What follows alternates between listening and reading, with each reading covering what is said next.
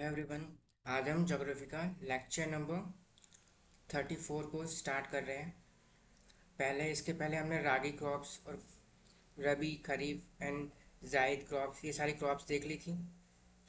अब हम स्टार्ट कर रहे हैं मेज़ से। ठीक है, तो मेज़ जो है 25% जो उसकी प्रोडक्शन है वो यूएस अकेला करता है। लेकिन उसके बाद फिर इंडिया में काफ़ी सारे मेज़ के प्रोडक्शन होते हैं। मेज़ मतलब यहाँ बोलते हैं भुट्टा, भुट्टे।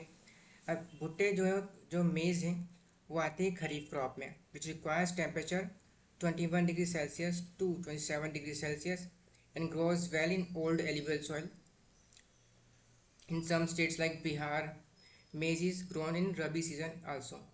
ओके, मेनली ये खरीफ क्रॉप है, लेकिन बिहार के कुछ रीजन में हम इसको रबी सीजन में भी देखते हैं। इसके बाद मेजर मेज प्रोड्यूसिंग स्टेट्स जो है कर्नाटका, उत्तर प्रदेश, बिहार, आंध्र प्रदेश, तेलंगाना और मध्य प्रदेश है।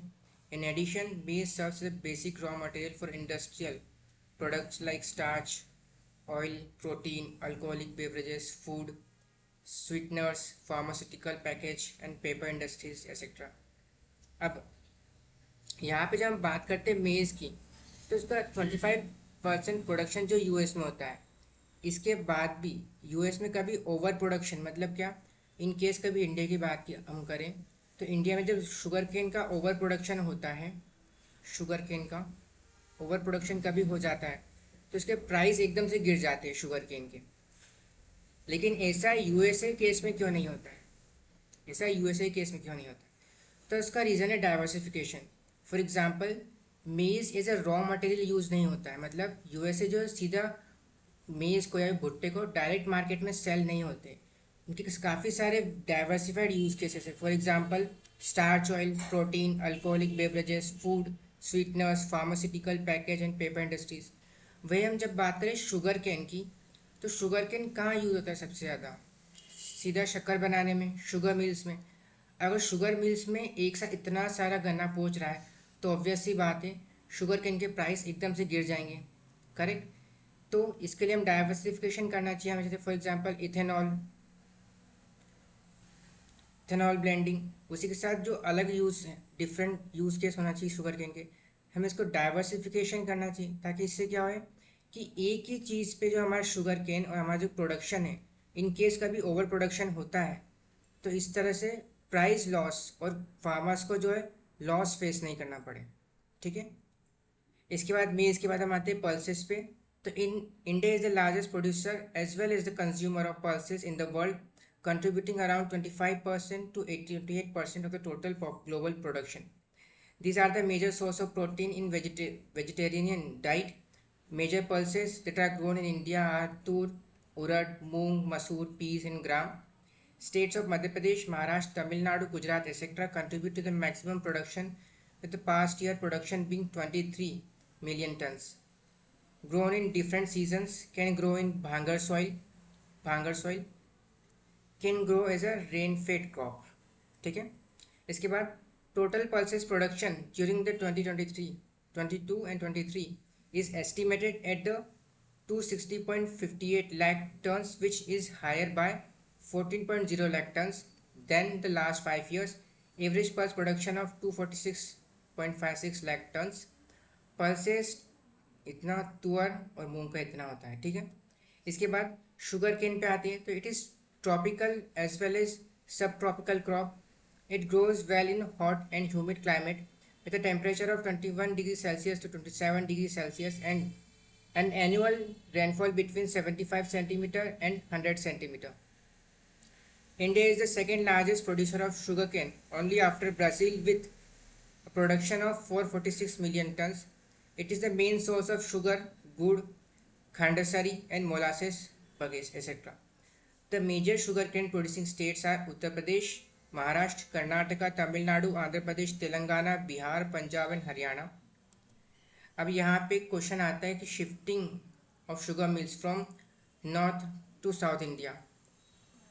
तो growing season longer, sucrose content is higher yield, mills are different, better infrastructure, organise cooperatives. तो ये सारे रीज़न है कि जो नॉर्थ से साउथ में जो सारी शुगर मिल्स जो शिफ्ट हो गई है। उसके बाद प्लांटेशन क्रॉप्स की बात करें हम, तो इसमें आता है टी एंड कॉफ़ी। तो दोनों में जो है 150 centimetre, greater than 150 centimetre rain लगती है, बारिश। यहाँ पे स्टैगनेंट वाटर नहीं होना चाहिए दोनों में। मतलब ये स्लोपी रीजन, स्लोप्स पे ग्रो करती है। टेम्परेचर यहाँ पे 14 डिग्री सेल्सियस से लेकर 31 टू 32 डिग्री सेल्सियस रहना चाहिए। यहाँ पे 20 डिग्री सेल्सियस से 30 डिग्री सेल्सियस। डायरेक्ट सनलाइट यहाँ पे पड़ना चाहिए, लेकिन जो कॉफ़ी है वो शेडिंग एरिया में, जहाँ पे छाँव पड़ती है थोड़ी, वहाँ पे मतलब यहाँ पे फॉरेस्ट पेड़ लगे रहेंगे और यहाँ पे कॉफ़ी उग रही है, दिन यहाँ पेड़, दिन यहाँ पे कॉफ़ी उग रही है, ठीक है। उसके बाद Nilgiris, Himachal Pradesh, north west Bengal and Assam यहाँ पे देखने को मिलता है। कर्नाटका, आंध्र प्रदेश, जहाँ पे अरक्कू वैली काफ़ी फेमस है कॉफ़ी के लिए। उसके बाद यहाँ पे आता है केरला एंड तमिलनाडु। नेक्स्ट आगे चले तो फाइबर क्रॉप्स की बात करें तो इसमें आता है कॉटन एंड जूट। तो दो, कॉटन जो है खरीफ क्रॉप है, मानसून रेंज में ही होता है, बो सकते हैं। इसके बाद ये ब्लैक सॉइल, इसके बाद ये ब्लैक सॉइल, पंजाब के जहाँ पे ब्लैक सॉइल पाई जाती है वहाँ पे कॉटन उगाते हैं, ठीक है। इसी के साथ पंजाब में और आंध्र प्रदेश में सबसे ज़्यादा उगाया जाता है। सेंसिटिव टू फ्रॉस्ट, मतलब क्या, ज़रा सी बर्फ़ गिरने से ये ख़राब हो सकती है। तो 210 दिन जो हमें बिना बर्फ़ वाले सीज़न चाहिए रहते हैं। उसी के साथ जो टेम्परेचर जो रहना चाहिए वो 25 degree Celsius to 32 degree Celsius होना चाहिए। इसके बाद हायर टेम्परेचर। रीजनल्स की बात करें, इसके बाद जूट पे आए हम, तो यहाँ पे new alluvial soil, higher temperature होना चाहिए। रीजन्स की बात करें तो वेस्ट बंगाल, बिहार, झारखंड, उड़ीसा, आंध्र प्रदेश, मध्य आंध्र प्रदेश, ठीक है।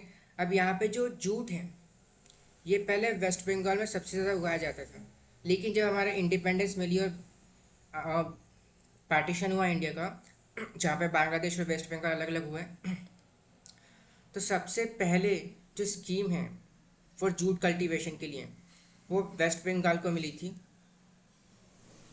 ठीक है।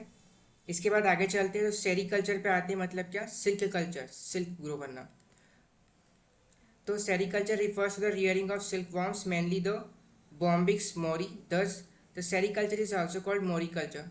Silk industry is forest-based industry which is contributes nearly 10% in the textile sector and gives employment to nearly 60 lakh people. Thus, for rural, tribal, agrarian country, the industry has high potential for employment generation. अब क्योंकि हम sericulture की बात कर रहे हैं यहाँ पे, और सेरीकल्चर में अगेन हम फॉरेस्ट की बात कर रहे हैं, तो फॉरेस्ट में अब यहाँ पे नॉर्मल पीपल तो रहते नहीं हैं, मतलब विलेजर्स भी ज़्यादातर रहते नहीं हैं, ना ही टाउन पीपल। तो यहाँ पे हम बात करते हैं, जब भी सेरीकल्चर को हम इंक्लूड कर सकते हैं ट्राइबल्स में, मतलब जो आदिवासी लोग रहते हैं वो सबसे ज़्यादा उगाते हैं। अगर हम सेरीकल्चर को प्रमोट करें, अच्छे से इंफ्रास्ट्रक्चर डेवलप करें, तो इसमें ट्राइबल पीपल का वेलफेयर भी होगा। तो हम ये अपने आंसर में इंक्लूड कर सकते हैं कि हम सेरीकल्चर को प्रमोट करें ताकि ट्राइबल वेलफेयरिज्म हो सके, ठीक है। तो इंडिया में जो है 4 सिल्क वेराइटीज़ होती है। For example, mulberry silk use for apparels, muga silk, royal silk, Tushar silk, wild silk. और ये तुषार सिल्क और वाइल्ड सिल्क का मतलब क्या होता है कि जो यहाँ पे जो वॉर्म है ये काफ़ी सारे डिफरेंट डिफरेंट प्लांट्स को खाते हैं, जिसकी वजह से जो फाइबर है वो भी काफ़ी डिफरेंट होता है, ठीक है। तो तुषार सिल्क, एरी सिल्क, जिसको हम पीस सिल्क भी बोलते हैं। इसके बाद हम आते हैं इरिगेशन पे। तो खेती के लिए जो मेन मेड फैसिलिटी हम प्रोवाइड करते हैं अपने खेत को पानी देने के लिए, उसकी सिंचाई करने के लिए, उसको बोलते हैं इरिगेशन, ठीक है। तो यहाँ पे man has been using water for irrigation programme since ancient times. Important civilisation of the world have developed on the basis of irrigation management. Normally, groundwater and the surface water are used for irrigation, and when water available in these sources is taken away artificially by flowing it for supplying water in required quantities to crops, it is called irrigation. Then हम यहाँ पे sources की बात करें तो हमारे पास wells, tube wells, canals, tanks and other dongs, schools and springs यहाँ पे पाए जाते हैं। इसके बाद हम आते हैं एग्रीकल्चरल प्रोडक्टिविटी एंड एफिशिएंसी पे। तो यहाँ पे agricultural productivity is the quantitative measurement of the capacity of land in the relation to the crop yields. मतलब क्या, फॉर एग्जांपल ये यूरोप का लैंड है, सेम लैंड मास हम इंडिया में भी लेते हैं। सपोज करो कि दोनों की साइज जो है दोनों की बराबर है, इक्वल है। अब ये यूरोप है का लैंड मास है और ये इंडिया का लैंड मास है, ठीक है। अब दोनों पे जो क्रॉप्स, सेम क्रॉप उगा रहे हैं हम यहाँ पे भी और यहाँ पे भी, लेकिन जो यील्ड है मतलब कि क्रॉप प्रोडक्शन है वो यूरोप में ज़्यादा है एज़ कम्पेयर टू इंडिया में, अगर हम सिंपल लैंड एरिया की बात करें। तो इसका सबसे बड़ा रीज़न क्या है कि हमारे पास बेटर इंफ्रास्ट्रक्चर नहीं है एज़ कम्पेयर टू यूरोप। तो productivity is not simply the physical quantity of the land to provide greater yield per hectare.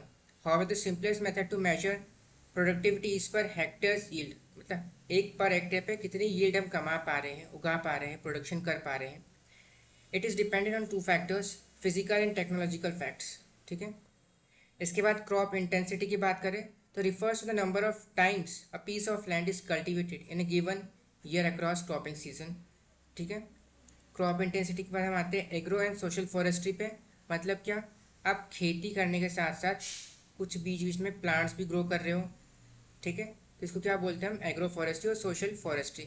So the national commission on the agriculture of the Indian government use the term social forestry for the first time in 1973. Social forestry scheme can be categorized as farm forestry, community forestry, extension forestry and agroforestry. Agroforestry is a collective name for land use systems involving trees combined with crops and or animals on the same unit of land. मतलब एक single land पे आप crop production भी कर रहे हो, आप tree भी ग्रो कर रहे हो, आप एनिमल रियरिंग भी कर रहे हो। एनिमल रियरिंग मतलब यहाँ पे जानवर को पालना। ठीक है। इसके बाद हम ऑब्जेक्टिव्स की बात करें, social forestry and its role in rural economy. तो increase the forest area and restoring ecological balance, meeting basic rural needs, better returns, controlling pollution and generation of employment. इसके बाद हम आते हैं ग्रीन रिवॉल्यूशन पे। तो green revolution refers the multiple growth in crop production in the third world countries based on the use of modern inputs, technology, high yielding high yielding seeds and mechanisation as well as irrigation facility. अब यहाँ पे जो green revolution है वो ज़्यादातर northern India के upper part में ही हुआ है। इसका रीज़न क्या है कि जब ग्रीन रिवॉल्यूशन लाया गया था तो यहाँ पे आपको हाई यील्डिंग सीड्स चाहिए। ठीक है। इसके साथ आपको इरीगेशन फैसिलिटी चाहिए, आपको केमिकल फर्टिलाइजर्स चाहिए। अब इन सब के लिए आपको क्या चाहिए, सबसे मेन इंपॉर्टेंट चीज़ इंफ्रास्ट्रक्चर। कि अगेन आपको ग्रीन रिवोल्यूशन लाना है तो आपको इंफ्रास्ट्रक्चर डेवलप करना पड़ेगा। और ये इंफ्रास्ट्रक्चर जो है उस टाइम पे 1960 के टाइम पे, 60s के टाइम पे पंजाब हरियाणा का जो एरिया है सिर्फ वहीं पे अवेलेबल था। इसी वजह से क्या होता है कि जो मध्य प्रदेश, वेस्ट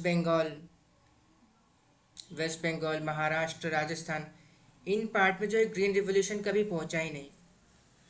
जिससे क्या है, यहाँ पे हमें डिस्क्रिपेंसी देखने को मिलती है। मतलब क्या कि पंजाब हरियाणा के फार्मर तो काफ़ी ज़्यादा रिच है एज़ कम्पेयर, वही हम कंपेयर करें इनको मध्य प्रदेश के, वेस्ट बंगाल के फार्मर्स से, तो ये काफ़ी ज़्यादा गरीब है और पुअर है इस कंपेरिजन में। ठीक है। तो green revolution was termed by professor William guide in 1958 in a seminar in the Washington over a seminar titled The Food Crisis in the Third World Countries. The Mexican food crisis was a stimuli as Professor Norman Borlaug developed the high-yielding seeds by genetic modification and cross-fertilization of the good quality wheat. It was successful in Mexico and wheat production doubled in span of 7 years and self-sufficiency was achieved.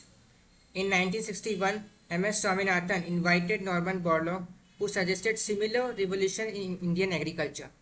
ठीक है।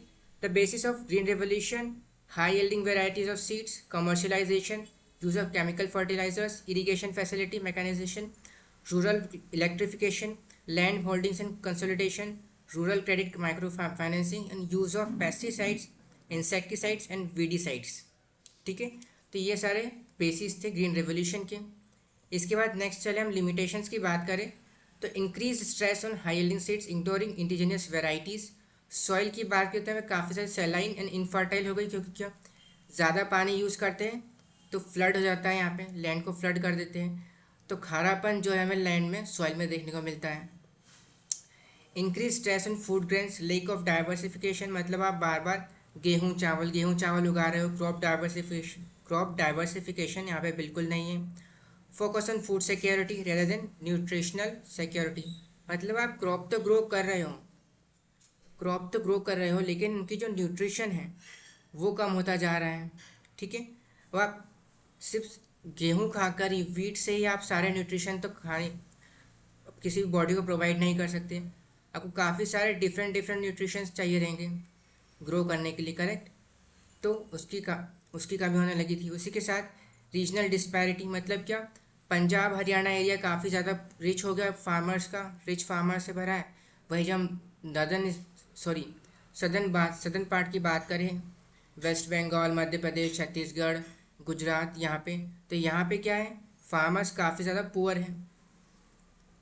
ठीक है, in increase concentration of fertilisers and chemicals, मतलब क्या, land पे आप जितने भी क्रॉप्स ग्रो कर रहे हैं अब वो फर्टिलाइजर पे डिपेंड करते हैं। आपकी जो फर्टिलिटी है लैंड की वो बहुत ज़्यादा कम हो चुकी है। उसके बाद हम आते हैं एग्रो क्लाइमेटिक जोन्स पे। तो यहाँ पे क्या है कि इंडिया के जो क्लाइमेट है वो हर रीजन पे अलग अलग है। तो गवर्नमेंट को पॉलिसी भी डिफ्रेंशिएट, मतलब हर रीजन के लिए सेपरेट पॉलिसी लाना चाहिए। ठीक है, तो इसीलिए इंडिया के जो पार्ट्स हैं इसको डिवाइड कर दिया गया है क्लाइमेटिक जोन्स में। तो in 1964 the planning commission divided India into 15 agro humidity regions based on the ecological approach. In 1989, the 7th plan appraisal, the agroclimatic region was proposed, and during the 8th plan in 1991, it was implemented. This regionalization was a unique approach as it included the physico-climatic variable and the socio-cultural ethos for the construction of agri-regions. These approaches were adopted for the fourfold purposes: food sufficiency of the country, commercialization of agriculture, surplus output for commercialization and exports, and agri ecology. ठीक है, इसके बाद हम आते हैं organic farming पे। तो as per the FAO, food and agriculture organisation, organic agriculture is a unique production management system which promotes and enhances agro-ecosystem health, including biodiversity, biological cycles, and soil biological activity. And this is accomplished by using on-farm agronomic, biological, and mechanical methods in exclusion of all synthetic of farm inputs. इसके बाद हम चलते हैं protecting the, इसके characteristics देख लेते हैं। तो protecting the long term fertility of soils bye maintaining organic matter levels, encouraging soil biological activity, and careful mechanical intervention, providing crop nutrients indirectly using relatively insoluble nutrient sources which are made available to the plant by action of soil microorganisms, nitrogen self-sufficiency through the use of legumes and biological nitrogen fixation, as well as effective recycling of organic materials including crop residues and livestock manures. इसके बाद जो zero budget natural farming, ये organic farming का ही एक part है। ठीक है, zero budget natural farming is a sustainable farming method practiced widely in India, aiming to eliminate the use of chemical fertilizers, pesticides, and external inputs, thereby reducing cultivation cost to zero for farmers। मतलब क्या, जो आप farmers जो है काफ़ी सारे pesticides use करते हैं, अब इनमें सब इनकम लगती है, पैसा लगता है। ठीक है, तो इसको हटाने के लिए, इसको रिड्यूस करते तो फार्मर्स की इनकम अपने आप डबल हो जाएगी। मतलब क्या कि आप जो खर्चा है खेती में वो रिड्यूस कर दो, तो इसी को हम बोलते हैं ज़ीरो बजट नेचुरल फार्मिंग। तो यहाँ पे इसके की फीचर्स की बात करें तो it involves growing crops without any external input such as synthetic fertilisers, chemical pesticides और herbicides, relying instead on locally available materials like cow dung and urine. The concept was popularized by Subhash Palekar and integrates ancient Indian agriculture practices for modern farming needs. इसके बाद इसके principles की बात करें तो zero external input, use only local seeds and natural preparation for seeds and soil treatment. Soil health की बात करें तो practices like mulching, minimum soil disturbance and cover cropping to maintain soil fertility. Indigenous livestock incorporates native breeds for cattle for dung and urine, key ingredients for bio inputs Vijamithan, Jeevamrita। ठीक है, mixed cropping and integration of trees promotes biodiversity, resilience and ecological balance। Natural pest management uses plant extracts, neem, green chili and tobacco and biostimulants instead of chemical pesticides। ठीक है, benefits की बात करें यहाँ पे तो zero cultivation cost, major reduction in cost as farmers do not need to buy external seeds, fertilizer or pesticides, Debt reduction and farmers' welfare decreases farmer dependency on credit and addressing causes of rural indebtedness and suicides. Environmental sustainability enhances soil fertility, conserves water, and reduces methane emissions and crop residue burning. Organic produce and health, chemical-free food fetches better prices and is safer for consumers. इसके बाद implementation India की बात करें तो supported under schemes like परंपरागत Krishi Vikas Yojana actively promoted in state such as Andhra Pradesh, Karnataka, Maharashtra, Telangana and others. इसके बाद इसकी की पिलर्स की बात करें और कंपोनेंट्स की बात करें तो Beejamrita seed treatment using local cow dung and urine, Jeevamrita जिसमें soil enrichment with microbial inoculants made from cow dung and urine, mulching covering the soil with crop residue to enhance fertility and moisture, वापसा soil aeration for a favorable microclimate. ठीक है, तो ये कुछ diagrams है जो exam में use हो सकते हैं. फॉर एग्जांपल इस तरह का डायग्राम एग्जाम में यूज़ कर सकते हैं. ओके, तो आज के लेक्चर में इतना ही. अगर आपको अच्छा लगा तो लाइक करें, सब्सक्राइब करें. Thank you.